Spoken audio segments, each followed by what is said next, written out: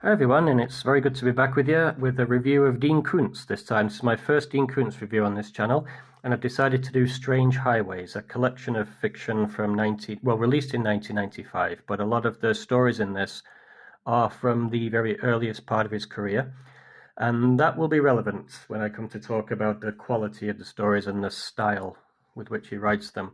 But this is an important book to me because it's one of the very first books I ever read for pleasure as a teenager. I got it when it came out, and I hadn't read it in something like 20 years since rereading it last week. So very interesting to revisit the stories. Dean Koontz, I'm not a huge fan of Dean Koontz for two main reasons. Firstly, his style sometimes grates on me a little bit. I think that he has a tendency to massively overwrite sentences, and I'll give an example of that in a little bit. And the other thing that I've never really got on board with is his tendency to moralize. That's especially a problem in his later works, but it's evident here also in the very beginning of his career. But again, I'll come to that later too with some concrete examples of what I mean. With all that said, though, it is easy to see why he's such a best-selling writer. He's written some fantastic stories. When he's good, he's superb. He's absolutely brilliant. Novels like Watchers and Lightning and Midnight, even Strangers, not a very popular one of his, but I think that's a great book too. I'll get to these at some point down the line on this channel. But I wanted to begin the Dean Koontz series with this book because it's the first one I read, and I think it gives a very decent overview of what Dean Koontz is about. So let's get straight into it. It's a short story collection, so I'm not going to bother reading the back because it's just the usual blurb about, here are some chilling tales and so on. The cover art, though, is great. I love it. It's very mysterious and eerie and spooky. You've got this like aurora borealis effect there from the headlights. Now then, I think there's about 12 pieces of short fiction in here. When this book was released in America, there was an extra story at the end called Chase, which was released as its own short novel in the UK. So here we don't get Chase. The stories stop at Twilight of the Dawn. I'm going to go through them in order and talk a little bit about each one. So the title story, Strange Highways, it's almost 200 pages long.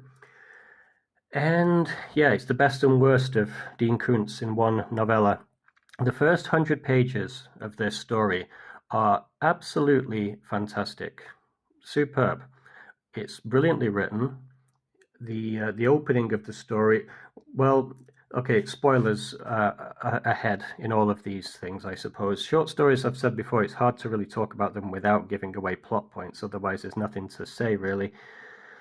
It concerns a young, well, not young anymore, he's a 40-year-old man, and he's driving home for the first time in 20 years, and as he comes to his hometown, he notices that a road which had since been paved over has suddenly reappeared, and he has the chance to take this road again and revisit an incident from his past which explains why he fled 20 years ago. It's very intriguing, very Twilight Zone-esque. In fact, the story even references the Twilight Zone. The first 100 pages are so suspenseful. The revelation about the killer, I remember reading it as a teenager. It was probably the single greatest revelation I had ever read up to that point. Admittedly, my reading was limited up to that point, but it was really well done.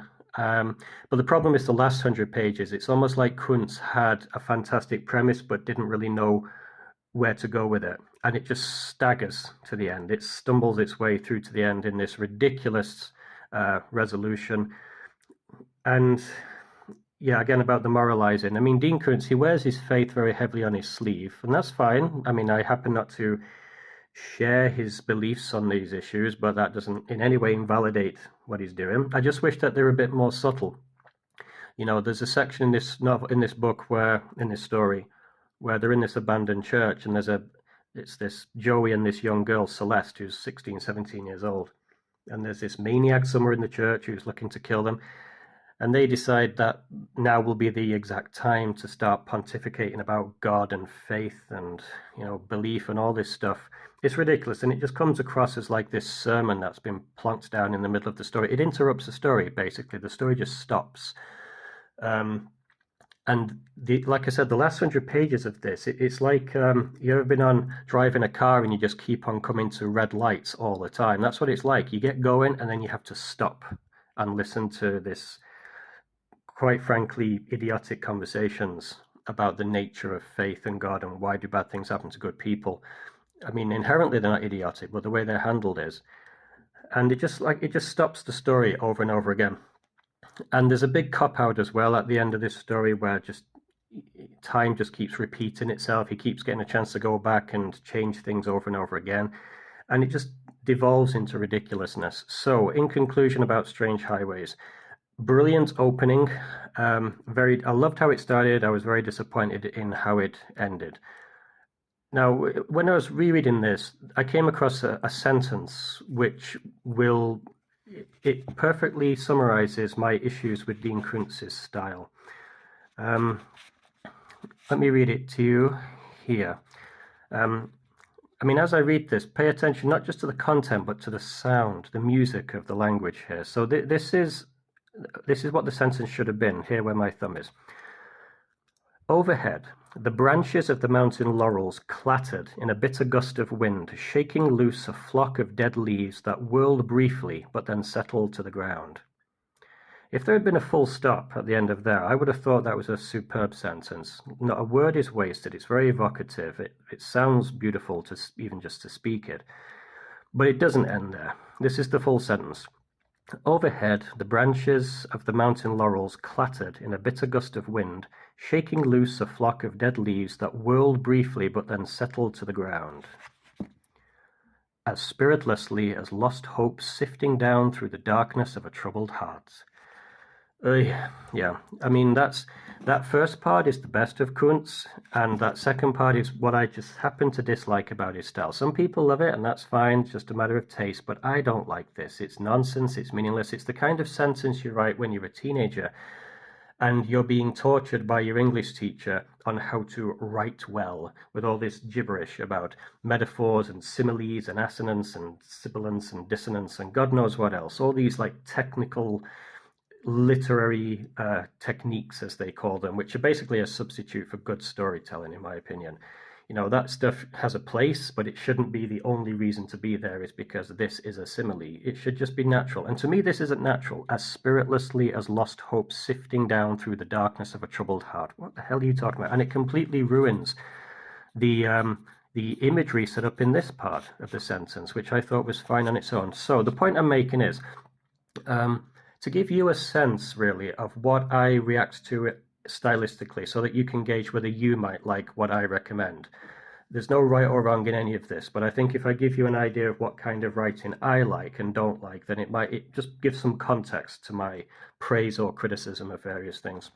Right, moving on. Next comes a story called The Black Pumpkin. It's about 23 pages long, and up until the last page or two, this was on course to being one of my very favorite Halloween stories. It's set on Halloween, and it's about this young boy. He goes with his father and his older brother to buy a pumpkin for Halloween, and they come across this very, very sinister pumpkin seller who sells them this weird-looking black pumpkin. And the little boy, he senses something evil about it, as he would, black pumpkin, but also evil in the person who's selling it to them. And this boy is horribly bullied by his older brother, and he's neglected and abused by his parents. And Koontz does a very good job of establishing that. He draws character very well. They take the pumpkin home, and the pumpkin takes on a life, and it grows into this strange Lovecraftian monster, which murders the boy's parents and then his older brother. And then, you know, in the final scene, he comes creeping down the corridor to the little boy's room, and of course it's quite scary, to be honest, and the boy's afraid. He thinks he's going to be gobbled up as well. But what I was saying just now about the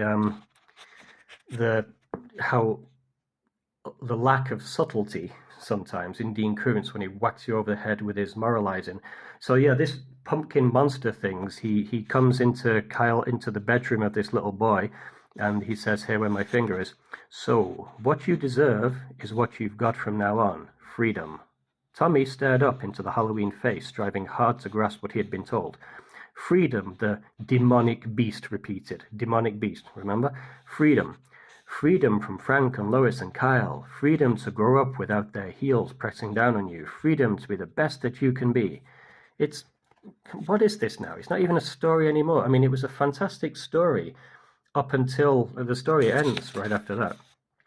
And then just right at the end, we get spoon-fed this patronizing "be a good boy" sermon from the Reverend Koontz. And it just wrecked it to me. Well, not wrecked it. I still have fondness for the story, but it's yet another example of a stylistic quirk of Koontz that I'm really not on board with, when he'll just endlessly pepper his stories with these facile moralizing.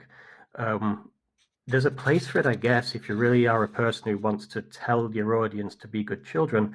All right, fair enough. But I think there are subtle ways of doing it, and subtle that story is not. Next comes Miss Attila the Hun, one of my very favorite stories in this collection. I really loved this, even though it still has some of the problems of the previous stories about, mawkishness and sentimentality. But one of my favorite novels of all time is The Body Snatchers by Jack Finney, and Miss Attila the Hun is a similar kind of idea. A town is being taken over by these alien creatures. It's superbly established how this happens. One of the very best openings in all of Koontz fiction. And even though, yeah, it is a very sentimental story about the power of love and, humanity's ability to overcome any problems with simple love, it still works. Its heart's in the right place. And at no point in this story did I roll my eyes like I did with The Black Pumpkin or Strange Highways. So I really enjoyed that story very much. Next comes Down in the Darkness, which is an exercise in atmosphere creation. This I don't enjoy the story very much. Its subject matter is quite dark, but I can't deny that it's one of the most skillfully written stories in this collection, and I respect a lot Koontz taking on this very dark subject matter. It's a Christian theme, but it's intelligently done Christian theme about the nature of forgiveness and the struggle against your own darkness and sin. It's a very worthy piece of fiction. Even if I didn't terribly enjoy it, it's a good piece of work. All His Hands is a lovely story, very sad, very creative, very imaginative. But the overriding feeling that I was left with after this was just profound sadness at Ollie's situation, the loneliness that he will always feel. Snatcher, loved it. When I was reading other reviews after I finished this book, I went on Goodreads and Amazon, and a lot of people didn't like this one. I thought it was a hoot. I thought it was a riot about this thief who always, he steals handbags from old ladies, and one time he steals it from the wrong old lady because the handbag he's stolen turns out to be some kind of weird portal to some Lovecraftian hell. It's a lot of fun. I loved it. Trapped, if you've read any really, but especially Watchers by Koontz, there's not a great deal of reason to read this. It's very similar to that book. It's too long for what it is. It's a sustained exercise in suspense building, but I never got a sense of suspense because Koontz never kills off, children or good women or anything like that. Everything's always happy in Koontz's books in the end. So there's nothing riding on it. I was never fearing for the fate of these characters. By the way, it's just basically about some people trapped by genetically mutated rats. Bruno is the worst thing in the book. Koontz does not have a very sophisticated sense of humor, and when he tries to write comedically, it just doesn't work for me. It's not so good. So nothing to say about that. We Three is a very short story, just 10 pages. A very interesting idea. These young children, I think about 10 years old, and they're the last of they're evolving at an incredibly fast rate, and the girl is pregnant, and they come to worry about what that child will be, and will it destroy them as they've destroyed everyone who came before them. It's quite thought-provoking, and I'm a big admirer of stories which depict the end of the world in just a few pages, like this one does. So I enjoyed that.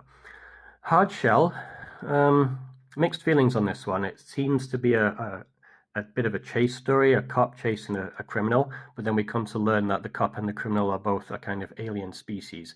It works well as a bit of chase fiction, but again, at the end, we get the inevitable sermonizing about humanity and humanity's frailties and all this stuff, and it's just whacking you over the head with the same lesson over and over again. The same, just reads like a teenager.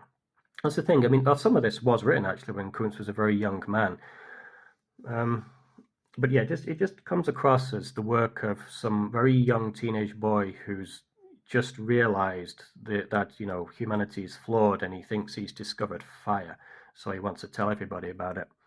Kittens is the earliest work that Koontz ever published. A very short story, 7 or 8 pages. Yeah, it's this is a dark little tale. Um, Again, touching upon religious themes. It's very good. It's an impressive piece of work for somebody who was so young at the time. The Night of the Storm, controversial one because some people hate this. They find it really boring. It's pretty plotless. It doesn't really go anywhere. It's about these robots who encounter. It seems there may be layers to the story that I didn't pick up on, but on the surface, it seems that it's just about robots in fear of humanity, and yeah, it's not really an engaging story, but I was intrigued to see where it was going. I like the setting, by the way, of it. Not a great deal to say about it, to be honest. It's quite forgettable. And then the collection ends with Twilight of the Dawn, which is a 40-page story about faith, again, about religious faith. Now, I want to repeat that I have certainly no issues whatsoever with any writer who wears their faith heavily on their sleeve. Stephen King does it, and it's not for me to ever say if somebody is right or wrong in their faith. My own beliefs and opinions, I'm agnostic. I have no idea if there's a God or not. My morality can be summarized as try to be good and don't make anyone else's life unpleasant.